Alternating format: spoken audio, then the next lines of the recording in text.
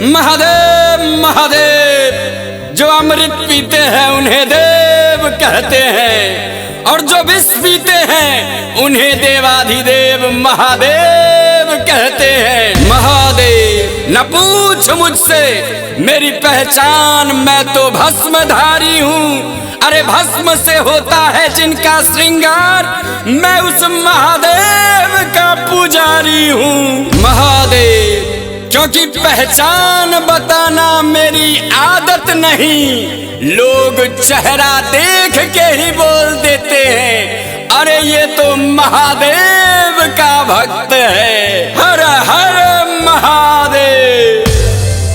अकाल मृत्यु वो मरे जो कर्म करे चंडाल का, अजी काल भी उसका क्या करे जो भक्त हो महाकाल का।